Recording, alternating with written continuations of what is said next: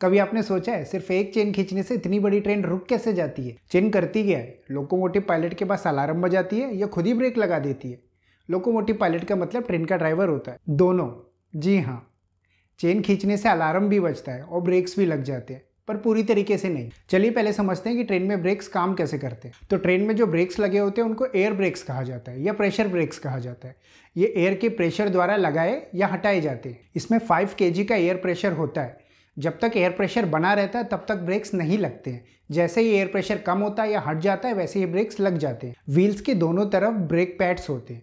तो जब प्रेशर बना रहता है तो ये ब्रेक पैड्स ब्रेक से दूर रहते हैं, जिससे ट्रेन चल पाती है। और जैसे ही ब्रेक्स लगाए जाते हैं एयर का प्रेशर कम होता है और ये जो ब्रेक पैड्स होते हैं व्हील से आके चिपक जाते हैं और उनमें घर्षण होता है, जिसकी वजह से ट्रेन रुक जाती है। ट्रेन की हर बोगी में 8 व्हील्स होते हैं और ट्रेन की सारी बोगियों के सारे ब्रेक्स एक पाइप के थ्रू कनेक्टेड होते हैं, जिसके अंदर एयर प्रेशर होता है। और जब ब्रेक्स लगाए जाते हैं तो सभी बोगियों में सेम टाइम पे ब्रेक्स लगते हैं। तो आप पूछेंगे अब ट्रेन में कोई और इमरजेंसी ब्रेक्स भी होते हैं या नहीं? जी नहीं, ट्रेन में कोई और इमरजेंसी ब्रेक्स नहीं होते। इन्हीं ब्रेक्स को इमरजेंसी ब्रेक्स की तरह यूज किया जाता है। जब लोकोमोटिव पायलट ब्रेक्स के लीवर को तेजी से पुल करता है तो यही ब्रेक्स इमरजेंसी ब्रेक्स की तरह काम करते हैं। तो अब बात यह आती है कि ब्रेक लगाने की कितनी देर के बाद ट्रेन जाके रुकती है। तो मान लीजिए अगर ट्रेन 100 किलोमीटर प्रति घंटा की स्पीड में चल रही है और इमरजेंसी ब्रेक लगाए जाए तो ट्रेन को रुकने में कम से कम 800 से 900 मीटर की दूरी लगेगी। इसका मतलब लगभग 1 किलोमीटर। ऐसा इसलिए होता है कि ट्रेन को अगर बहुत जल्दी रोकने की कोशिश की जाए तो उसके पटरियों से उतरने की संभावना रहती है, जिससे ट्रेन में बैठे यात्रियों की जान का खतरा हो सकता है। इसीलिए जब ट्रेन के सामने कोई इंसान या जानवर आ जाता है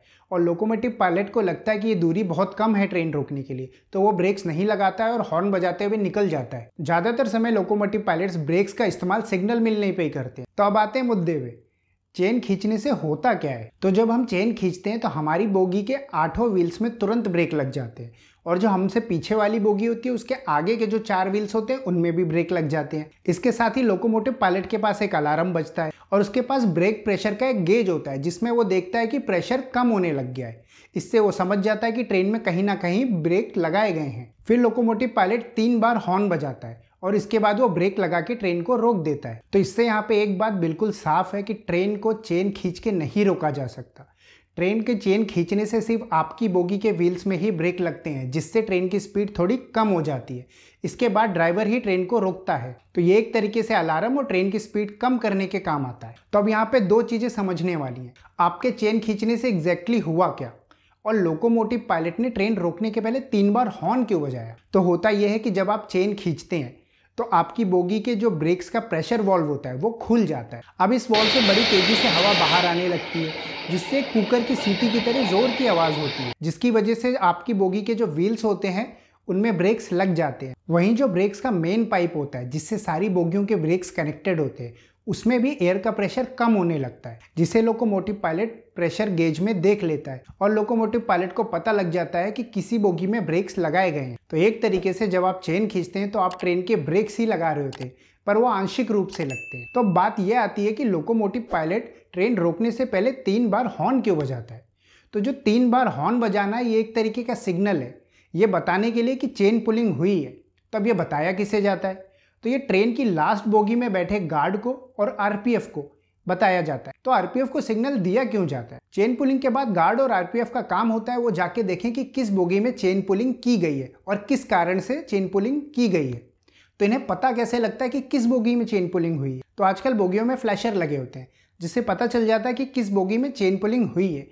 और मान लीजिए फ्लैशर नहीं लगे हुए हैं तो गार्ड जाके सभी बोगियों के ब्रेक्स के वॉल चेक करता है कि किस बोगी के ब्रेक का वॉल खुला है, और एयर रिलीज होने की वजह से जो साउंड आ रहा है वो भी इंडिकेट कर देता है कि किस बोगी में ब्रेक लगाए गए हैं या किस बोगी में चेन पुलिंग की गई है। अगर कोई व्यक्ति बिना किसी उचित कारण के चेन पुलिंग करता है या ट्रेन की चेन खींचता है तो उसे 1000 रुपए का जुर्माना और 1 साल की जेल हो सकती है, या फिर ये दोनों भी हो सकता है। अगर ट्रेन तेज स्पीड में चल रही है तो चेन पुलिंग करना बहुत खतरनाक भी हो सकता है। भारत में तो अभी तक इससे कोई बहुत बड़ा हादसा नहीं हुआ है, लेकिन फ्रांस में एक बार चेन पुलिंग करने की वजह से पीछे की बोगियां आके आगे की बोगियों पे चढ़ गई थी, जिसकी वजह से 56 लोगों की मृत्यु हो गई। वैसे इंडिया में हर साल चेन पुलिंग करने की वजह से 3000 करोड़ रुपए का नुकसान रेलवे को उठाना पड़ता है। उम्मीद करता हूँ इस वीडियो से आपको कुछ जानकारी जरूर मिली होगी। ऐसे ही और वीडियो देखने के लिए चैनल को सब्सक्राइब करें।